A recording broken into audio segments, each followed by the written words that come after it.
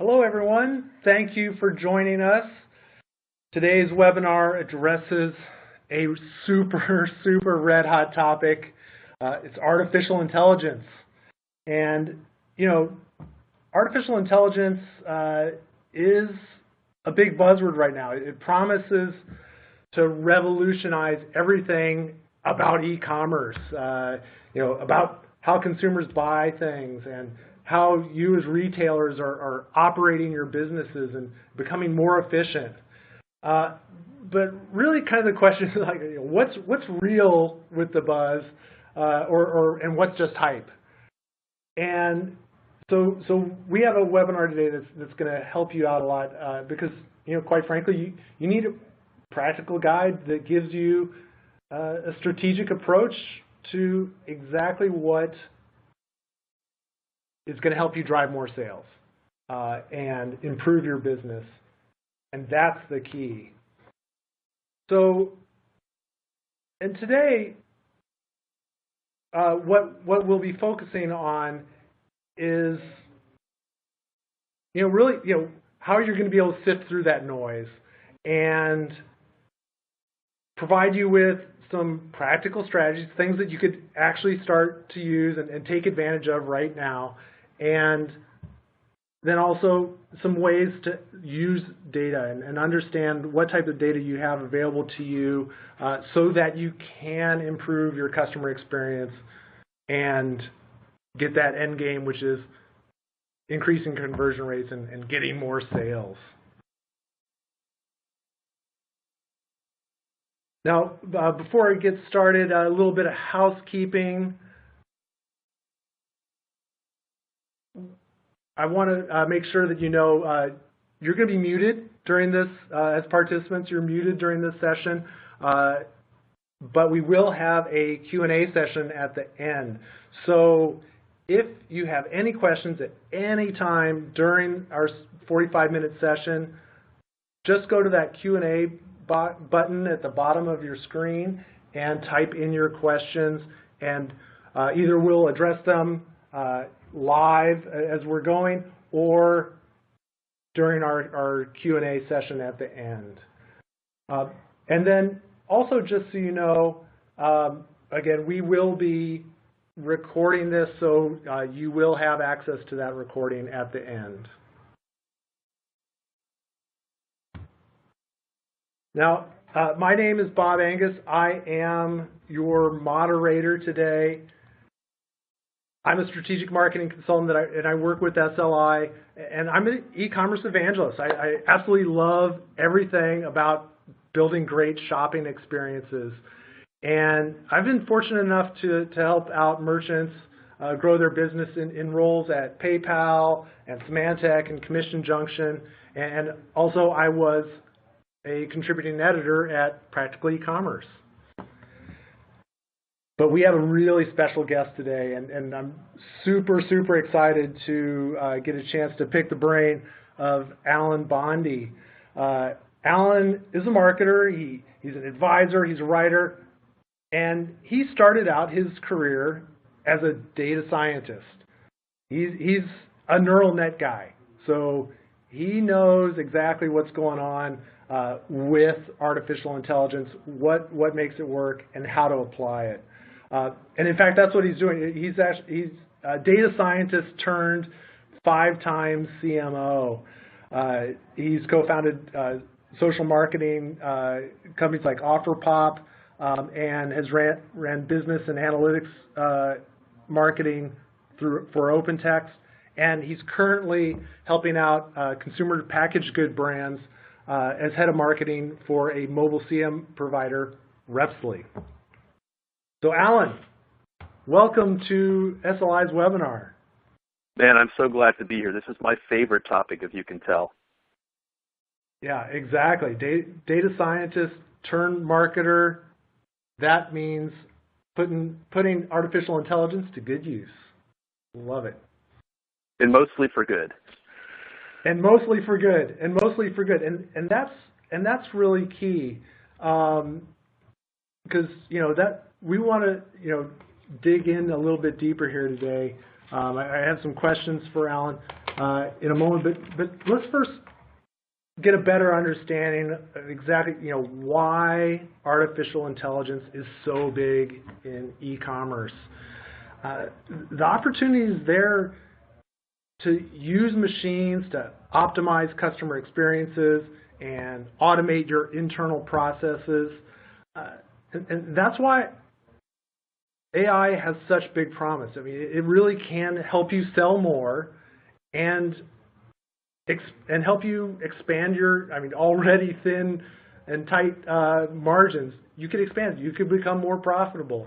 So, it's really no wonder why artificial intelligence is red hot right now.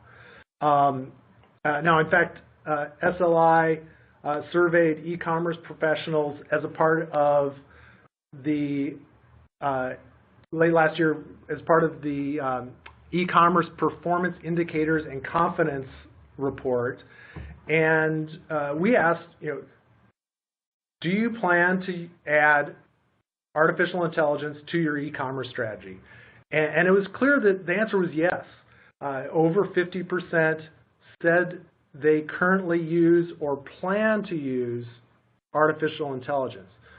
So there's a lot of momentum that is there to apply AI. But then there's the question of how. And that's really what folks aren't really sure about. Because it turns out that, that same survey asked everyone, rate yourself on how much, on your own understanding of artificial intelligence and how it could be applied to e-commerce.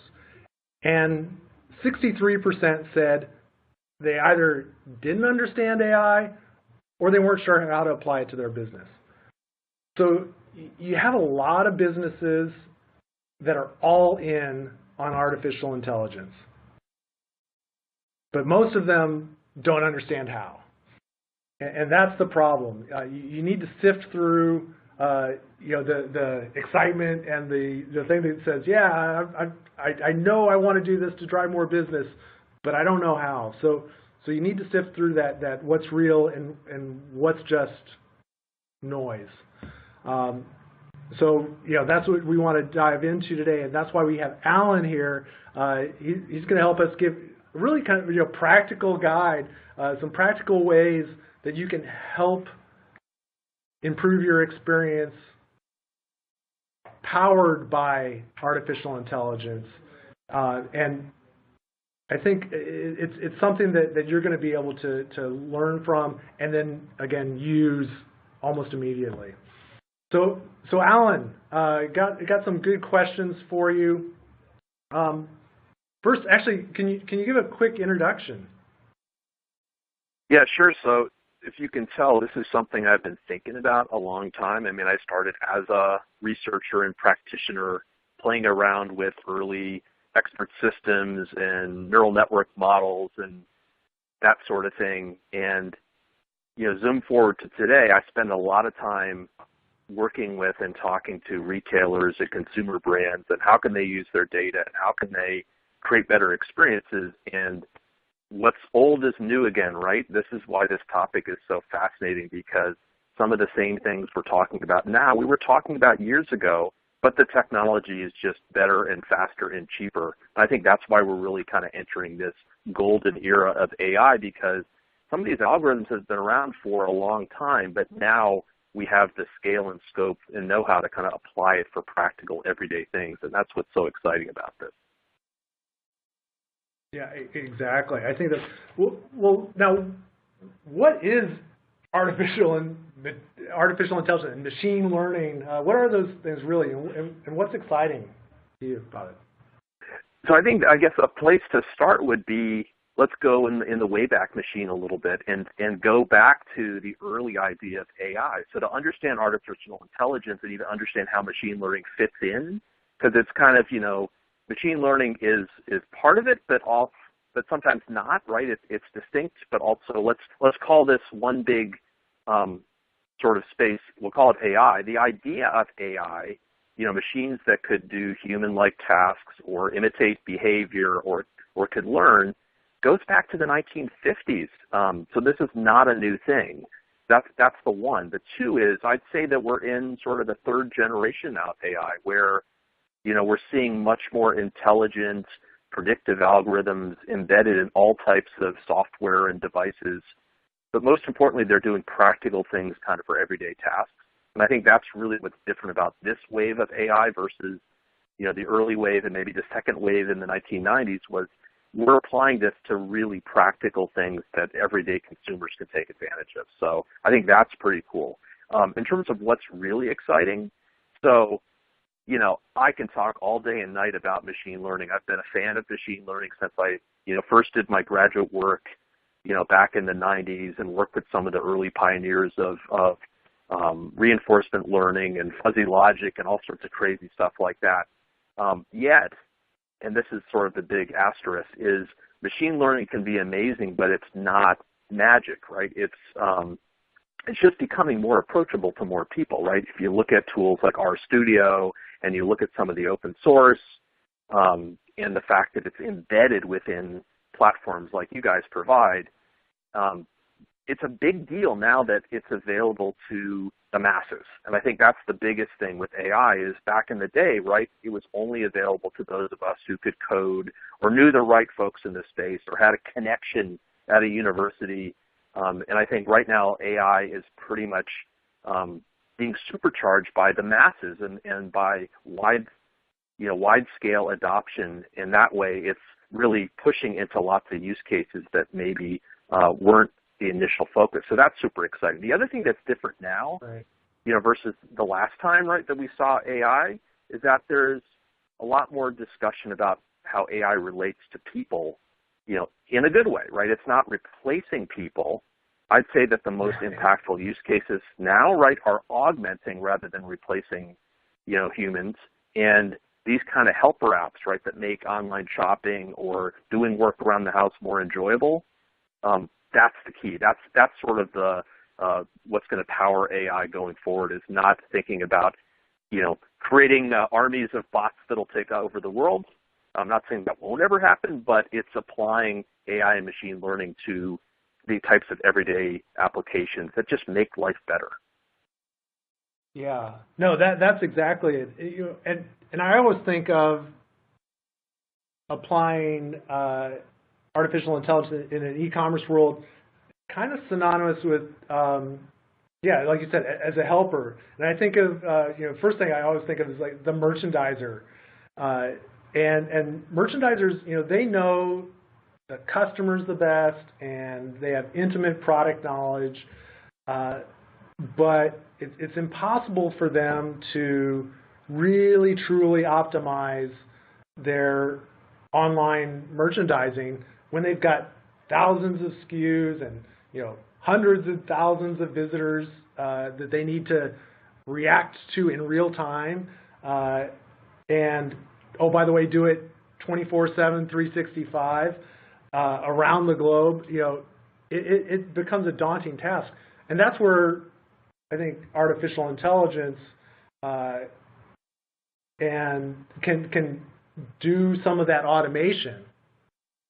They can help the merchandiser to do the tuning and, in fact, probably allow them to save more time to do even more of their own, what they do right. It saves them time, and it has greater coverage. Yeah, this is a perfect example, right, where machines are really good with data, and you've got data coming in from multiple sources.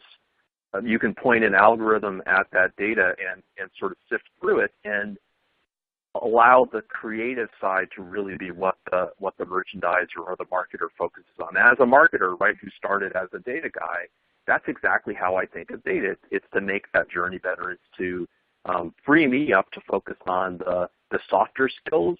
And I think that's a great example, thinking about merchandising, which is both kind of an art and a science, and letting the AI or the machine learning work on some of the science part and free up the merchandiser to do some of the more creative stuff. Yeah, exactly. Well, so then kind of my next question is, okay, so it's really powerful, but how should businesses approach artificial intelligence? So this is my, I guess, perspective from starting as a practitioner and going through some of the dark days of AI, because it hasn't just been a smooth path from the 1950s through, to now. There's been points in time where people were kind of giving up on some of this, and when people were also superheated and investing in it, through these other earlier waves. So I think, again, history provides a guide here, right? So some of the early AI programs, like the really early ones, the ones that were created to play like checkers or chess, these were kind of academic exercises, but it was really clear what the goals were. And then you saw AI kind of taking off and being applied in a variety of different disciplines, and we had all the hype around knowledge management. People remember that era when we were all going to have chief knowledge officers, and knowledge management was going to save the world. And then people started thinking really big about AI. This is kind of, mid-90s, right before the dot-com thing kind of took off. And I think that was a mistake for a lot of businesses. Businesses thought way too broadly. And the lesson, I think, and this is not just from AI, but is that scope really matters, that creating, unless you're a university or a big government lab, creating a general purpose thinking machine is just going to be really, really hard. But creating an intelligent agent or bot or smart search tool or program that tackles a very specific single problem or helps a certain group of, say, your high-value customers, find just what they want or create a certain experience, I think that can be super valuable. It's also important, and I go back to my opening comment, right, to focus on what I've termed sort of everyday problems. We can do a lot to help our customers if we focus on each stage of sort of how they interact with us, but also think about problems that are relatively limited in scope, but also can scale up. And that really starts with looking at what data you have and how it could be used to improve one of these processes, and then pointing some of these smart algorithms at that data so that you can improve an experience or a process or an outcome or a recommendation. So I think scope is really important. Yeah, and I think, again, applying that to an e-commerce world, I mean, for our audience, I think the message here is when you're figuring out, like, well, how, I know I want to do AI, but how should I plan for it? Your homework really is to observe your users, your customers, your visitors, your shoppers, and look at the bottlenecks. Where do they get hung up in your flow? And it also, it's not just your online things. I mean, it could be, check your call logs. Look at what they're buying, the transactional data. Look at your fulfillment house and find out and see where the opportunities are. And then, then you're able to prioritize or see where the biggest bang for the buck is going to be. And then, like Alan said, you'll focus on that. Focus on that one solution. Now that's really a good approach. I mean, yeah, it could overwhelm everything. This is, again, such an exciting topic. You got to stay focused.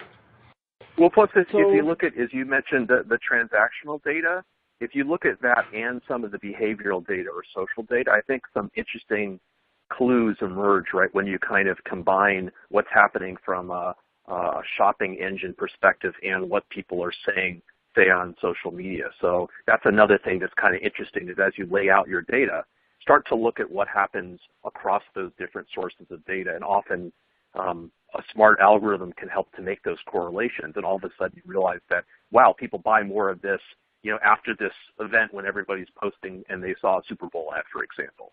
So I think that ability to sort of look across data sources is also a really good fit for some of these intelligent approaches. Yeah, definitely. Well, and I always think of like an intelligent loyalty program, for example, is super helpful. You can just, I can just straight up look at transactional data and personalize the loyalty program intelligently to entice folks to buy more of what they already bought or find complementary items that they're most likely to buy. So like I always think of, Petco, not surprisingly, I get offers for double points on small animal feed because I have a rabbit, and then also a small breed dog, so they know what type of organic small-sized food that I like to buy. So they can entice me to not only just through the classic point and loyalty style incentives, but they could do it based on the things that I actually will come in for. Or actually, they're tying it into, this is a big thing in e-commerce right now, of course, is the reorder, the auto reorder ability, almost like a subscription. So yeah, they're like, hey, Bob, I saw you bought some organic small breed dog food. Why don't we just set it up so that we order it for you every 2 weeks? That's a single problem that just based on one bit of data, which is the transaction, what I bought. Pretty powerful. So Alan, I mean that is about the customer. That's focusing on it. But what do customers think about artificial intelligence? So this is where maybe I'll get a little bit controversial here. So better watch out. It may be a shocker, right, for those of us who grew up as technologists, that mostly your customers don't care about your technology, unless they're developers or they're actually buying technology. But this is something that I think, especially people who started in technology and then worked their way into marketing or sales or leadership, it's okay if some of this just sort of sits in the back end, right? And I think that's why we're seeing the broad-based adoption of things like AI, because it is kind of in the back end and it's providing a helpful role. So, one of my ideas that caught on a bit when I was writing about sort of moving past big data, when big data was kind of at the peak of the hype curve, was the notion that computers like data, but people like answers. And I think this is a pretty important maxim to think about, right? That if we're creating an experience or we're creating a new type of retail front end by really pushing people to an online channel, that consumers care about great products at a great price. They care about convenience and the service experience, and does the company value my time? But are you making it easy, right, to find what you're looking for, or to comparison shop, or to buy sort of at the point that I need to buy something? And, can you take me from where I am to where I need to go? We'll talk a little bit, about the journey going forward, right? But do they care about that? Yes. Do they care about how you're delivering that? Probably not so much. The other thing that's interesting, right, when you think about what consumers do care about, in retail you think a lot about, choice and SKUs and, wanting to provide the broadest range of options. But in a lot of cases, consumers want fewer choices, and you can think about AI helping to sort of narrow up and focus and target these choices. And again, one of my favorite sort of Da Vinci quotes, not that I have a whole bunch of them, but this is one of the more famous ones, is simplicity is the ultimate sophistication. So I love that approach when you're applying to technology, whether it's AI or otherwise, to consumer-facing apps, that really, if you can simplify, you're going to go a long way to providing a superior experience. Yeah, and I always think of, that simplicity really is the key. And there's a lot of psychology in marketing that always, says, too many choices is going to confuse things. But, in e-commerce or, your online sales, too many choices, but it's also like extra clicks and generally browsing, hoping to find what you want to buy. Basically, those things are interrupters, or they've been proven to decrease conversion rates. So, as it applies to the technology that's hopefully helping you, it is about that simplicity, but it's really about that real-time personalization. You always think you want the technology to work for you, not because it's technology. But yeah, it can deliver hyper-relevant products based on behavior in real time. The customer doesn't know that that's going on. They just think it's simple.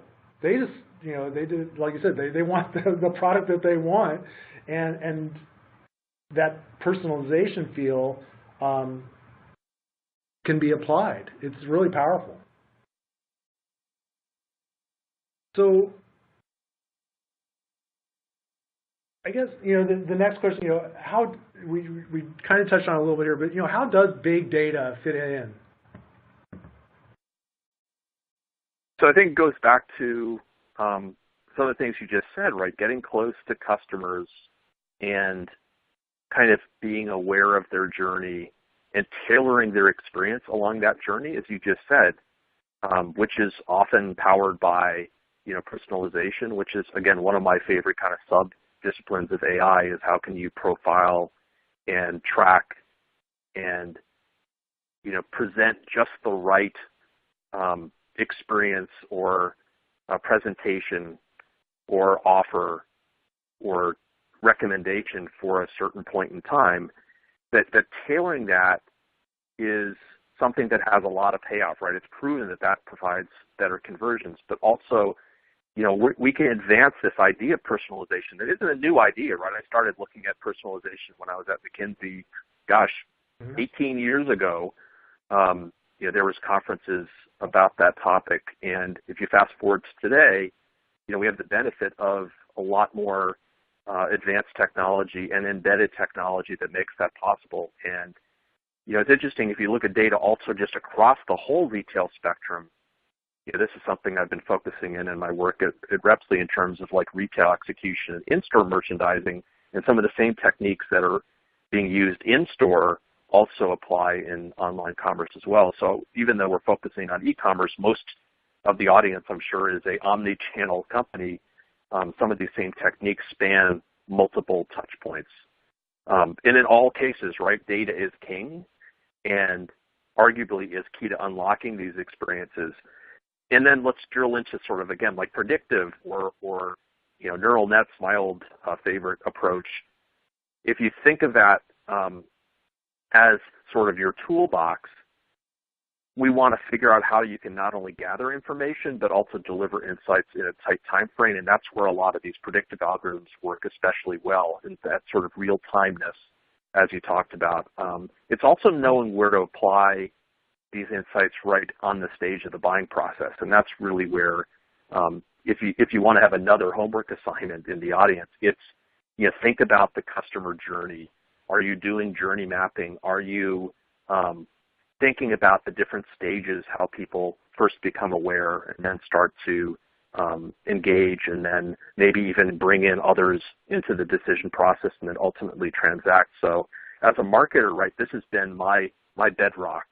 I have my team always thinking about the journey for our customers, who are different types of brands themselves, selling through to end consumers. And so I'm always thinking about where people are in that journey, and I've tended to sort of simplify down how I think about it, right? Early on, the early consideration part of the buying journey, you should use data to be helpful and use data to inform the consumer. And this is, sort of proven out that if you can be helpful up front, then you build a certain level of trust. And as the customer continues in that journey, getting into the evaluation phase, then I like to think about data and analytics starting to connect with, peers or relevant product information or reviews and kind of guide people towards the different facets of products. And then finally, when we're trying to close the deal, and this is the difference, right, between pressing buy or having an abandoned cart, I like to think about data and intelligence helping to motivate people. So I think of the funnel, in a simplistic term of sort of inform, connect, and motivate, and then thinking at that last stage about how we can serve up, say, special promotions that might drive people to purchase, and you can target those promotions by applying some of the intelligence or serving up, say, reviews or social proof. And these are like, not unique to AI, but I think this is just good practice in general. And what AI can do is it can take it to the next level, right? It can introduce the idea of serendipity, which is something that I know Lloyd Maxwell, who I've collaborated with, talked about in a previous episode. So yeah, the journey mapping is really cool. Yeah. Oh, actually, yeah. And by the way, you mentioned Lloyd. We had a good discussion about it. Yeah, it's designed serendipity. It makes that customer feel like they've won something. And so yeah. By the way, check out our previous recording of that. That was a great session talking about customer experience and how to make it magical. Yeah, and artificial intelligence plays in that. Big data plays into that. Yeah, and it's all about mapping that journey, and I think that awareness, right, as a brand or as a retailer, that awareness, you can tell when a merchant really understands that journey, right? They seem to be offering suggestions or useful guides or promotions or in-store experiences that just sort of feel like they fit where you are in that process. But that doesn't happen by accident. That's the whole point of design serendipity, is none of that is just by chance. Even though it may seem kind of surprising or unexpected from the consumer perspective, it was designed into the process, right? The same way that you go into a Starbucks, no matter where you are in the world, and it kind of feels kind of familiar but yet different and unique. That's not accidental. Yeah, exactly. Or I always like to think it's just like having a sales associate who's really tuned into what's hot right now and can guide a customer. Or in the in-store example, they're looking at, they know who their customer is and pick up a lot of cues right away about what they might want, and then they could give it to them. It's just in an online experience, it's the data that's doing that work, and again, right, the machine learning that's going to not just process all the rules of that data, but learn from that and pick up on the things that are the hot sellers that are right now for that shopper at 1 a.m. You don't have somebody working for you at 1 a.m. But your e-commerce platform is, and it's going to be able to pick up that hot seller that's a viral hit that turns into a purchase, or other quick things that, again, a sales associate could do face-to-face. You could use that data to figure out, maybe, you could look at, based on their behavior, what's their gender, or what's their brand preference, or the color. I was thinking, it's like, wait, they're looking for other blue shirts. Maybe I should show something that matches really well with that. Or location. That's another big one. If somebody searches for coat right now, Alan, you're in Boston, you need a particular type of coat right now in the middle of winter. But if yeah, unfortunately, rub it in. Yeah, sorry about that. But if you have an IP address that says, this visitor's in Boston, but what if that IP address said, this person's in Australia or in Sydney right now? Well, guess what? It's summertime there, but if they're searching for a coat, you might want to show them a different coat than you'd show somebody in Boston. No doubt. That has to happen. That has to happen in real time. And if you can do that using that data, it's super powerful. So I guess, so we've got a lot of the ideas and the concepts down. One of the challenges I think a lot of businesses have with all technologies is, okay, that's great. So I've invested in this. How do I know it's working? So this is a great question because I think it lives at two levels. Sort of the obvious, which is more conversions and bigger orders and repeat visits and referrals and all these kind of classic commerce metrics. But as a former analyst and somebody who's always looking at what's the other side of the question, do our users, do our consumers, do our best customers prefer the AI or machine learning powered approach, even though they don't know that it's necessarily powered by the technologies we talked about? And where can we embed some of these smart search or predictive technologies, to drive more impact in different markets or in different audiences or things like that? It's funny, back in the day, the old joke among AI researchers was that when something in AI became successful, it wasn't called AI anymore. And I think of course. I think most of the success stories and most impactful apps that in fact have AI in them, probably it's not apparent to the end user that that's the case, as we've discussed, right? So I think that's one part is, we'll just claim success because we've created an awesome shopping experience or the best recommendation or best shopping helper. But also there's legitimate learning systems, and this is kind of the point I wanted to end with, is probably the biggest advantage to AI and especially the machine learning branch is that these systems can get smarter the more that visitors interact with them and the more searches they enter and the more that they fill their cart. And I think this learning ability, this is why I got jazzed about neural nets, way long ago, and why I think some of the innovation is really leaning towards learning systems, is that it doesn't provide just a one-time impact, but an ongoing sustainable impact to the business and also their customers, right? This is an investment you make, but it continues to get better. And so for now to the future, you're going to get a payoff. And I think that's the most exciting thing about this is these systems have the potential to just keep on getting better and better. Yeah, and that really is the key, right? I mean, that's the difference. There's kind of those varying degrees of artificial intelligence. There's kind of the rules-based approach, and that's just throwing a lot of data through those rules. The neural networks, but all the way up to those neural networks that you love that learn. So it's not just, hey, this created more sales for you. That's how you figure it out. But is it a process of continuous improvement? Yeah, totally. And it sort of makes you want to turn the tables a little bit on you, Bob, and say, what are you guys seeing? Because you're working with a lot of these merchants. What are they most excited about this year? What apps are they penciling in as their next big project? I'd love to hear just a little bit about what you're hearing from your conversations. I actually even have a slide for that I just posted. Wow, it's almost like you knew I was going to ask that. That's good. Yeah, I must have read your mind.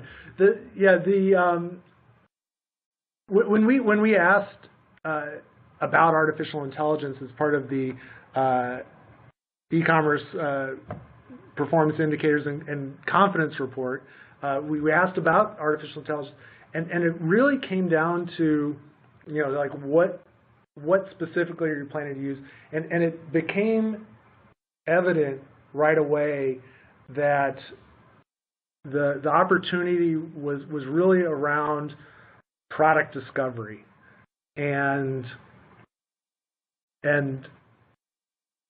providing recommendations in real time that are personalized based on different facets and customer behavior, and ultimately what the customer is most likely to buy, and figuring that out and putting those results top. And that kind of bore out in the research as well. So most e-commerce professionals, they either plan to or already are using some type of artificial intelligence or some form of artificial intelligence to do more personalized product recommendations.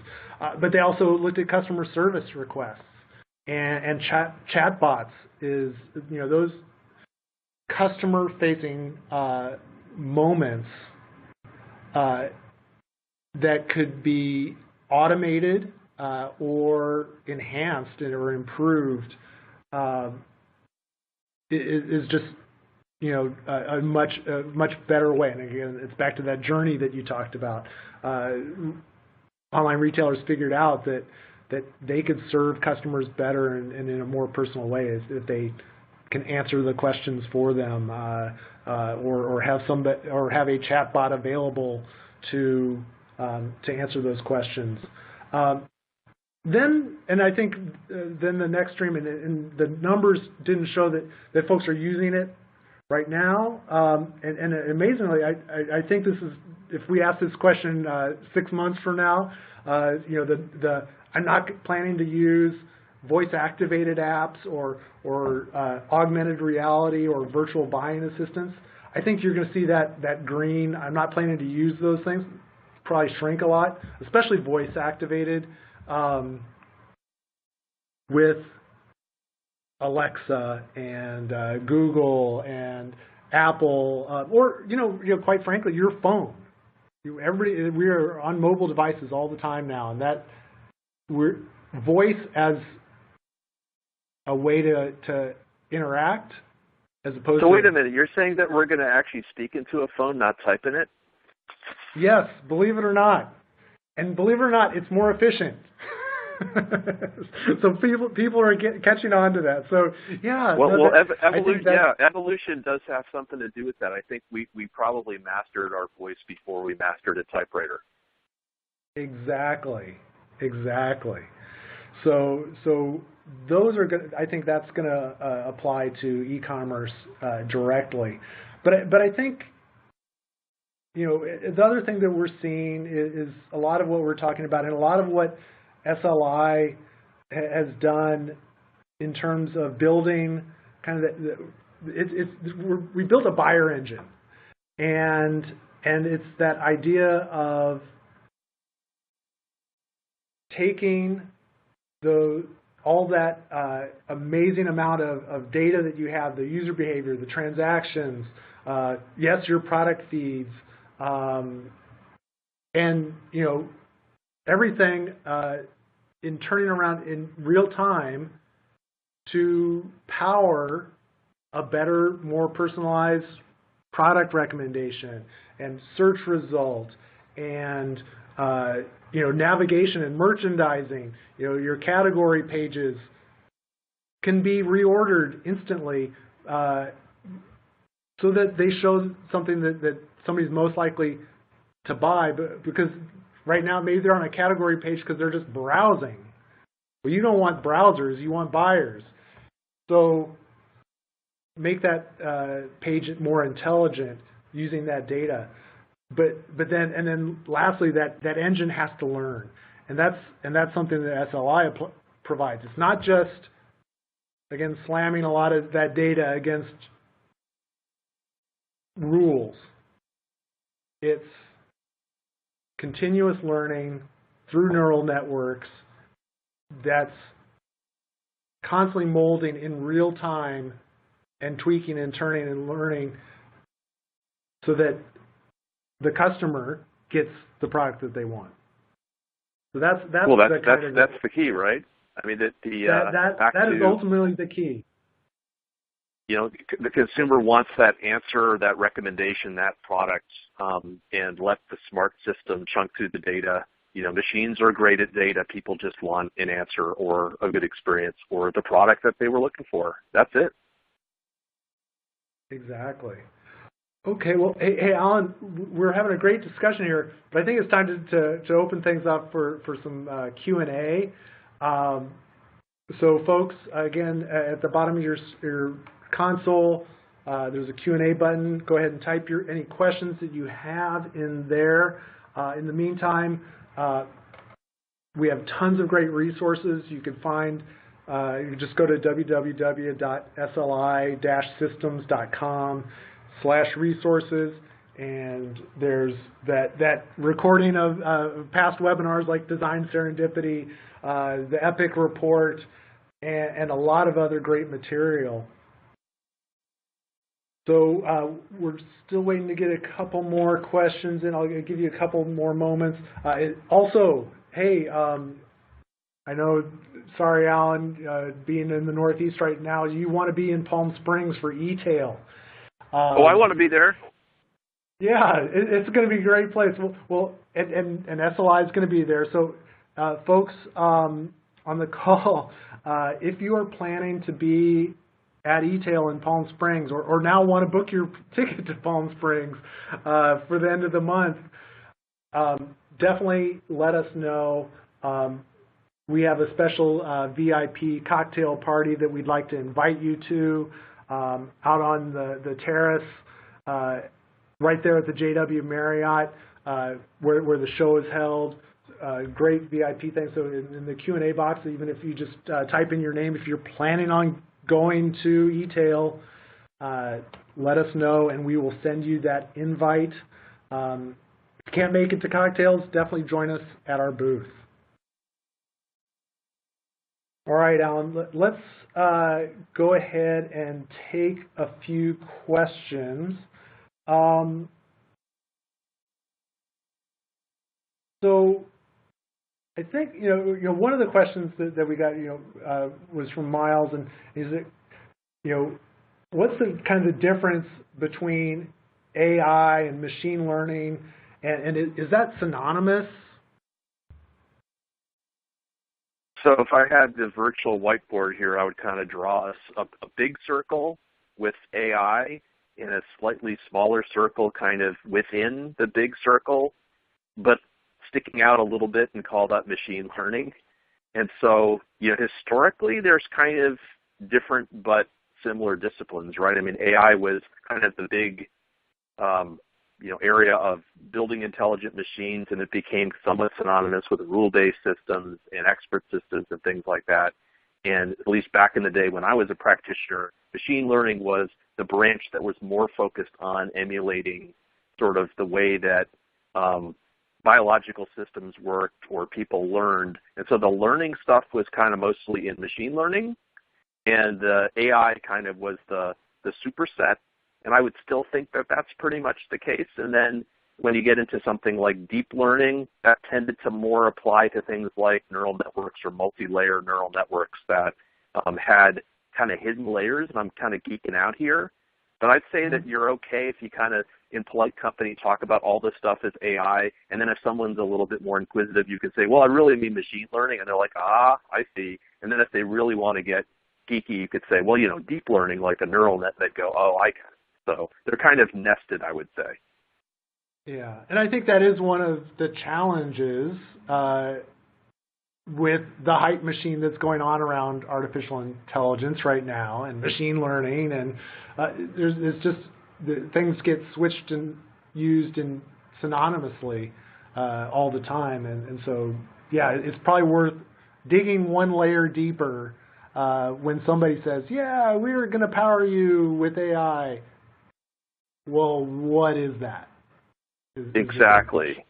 Yeah, and there's obviously machine learning techniques that are not necessarily biological inspired, but are more statistical or things like that. So it's kind of, that's why I have it hanging out a little bit that, machine learning is mostly a subset of AI, but not always. You can certainly have, adaptive techniques from the worlds of adaptive control systems or things like that that were more mathematical, statistical models, not necessarily inspired by, biological systems like neural nets. And a little side note, I got interested in neural nets because I was bad at statistics. So it's like, I want to just build a system that I just dump in data and I get out answers. I don't want to figure out all this hard statistical stuff. So that's how I kind of got into neural nets, because I didn't want to do statistics. Okay, just got another question. Is this just for big companies, or can smaller brands use this too? So I'd say that the beauty of the so-called kind of democratization of data and all the data that your phones and websites and point of sale and every channel is generating is that there's lots of data that's available to companies of all sizes. And in fact, some of the more interesting, I guess, examples of using, say, a smart algorithm for doing customer targeting or loyalty or personalization have been actually from the world of kind of small and medium business. So I don't think this is just a big company thing. This is really for all sorts of companies, because really you just need some data and the passion to want to apply some of these techniques, and you can, again, follow the rule of kind of scope matters. In fact, some smaller businesses may have a better success with this because they're not going to be distracted by sort of big company challenges or problems. Right. Yeah, exactly. It's back to that scope. I love it. Well, a couple more questions. Let's see. How about, ownership? Yeah, this is, I wanted to paraphrase this correctly. So who owns or drives artificial intelligence inside of an organization? Who's going to help get that through? So if we're talking about specific to e-commerce, I think that because we don't want to just pick technology for technology's sake, I think the owner of those digital channels really should take ownership for the application of AI within them. If there's a technical component, we want to bring in our technical friends, but I don't think it's a bad thing, especially if we're focusing on customer-facing online channels, to have the owners of those, the digital channels, the digital brand, the digital marketing people, to focus on that, and then they can bring in as they need to the experts for some of the technology. But I think that it's probably a mistake to think that this is just a technical thing. In fact, I would say that's how we wound up with some of the earlier failings of AI or knowledge management, is that it was viewed as a kind of big company corporate initiative trying to find homes for technology, as opposed to focusing on functional needs and picking the right technology for a particular use case. Right. So the buying process, like a lot of e-commerce technology is going to come from that improving that customer experience and then figure out how to get it into your tech stack. Right. I mean, I'd much rather take that approach than, sort of the corporate IT approach, which is, hey, here's this box of technology. Now let's sort of partner with business areas to see who has the best fit with that technology. I've been there, done that, and that oftentimes results in, interesting applications that don't necessarily fit what either the business or the consumer wants. Great. All right, Alan. Well, hey, you know what? Actually, there were a couple of other questions, but I'm also getting the flag that we're going to wrap things up. If I did not get to your question, we will reply to it via email. Thanks so much. This has been a fascinating discussion, and greatly appreciate Alan, you joining us today. Learned so much. You bet. Great to talk with you, Bob. All right. Thank you. Thank you, everyone, for joining us. Again, we will reply to your questions via email, and shortly we'll be sending out a recording of today's event. Thank you very much.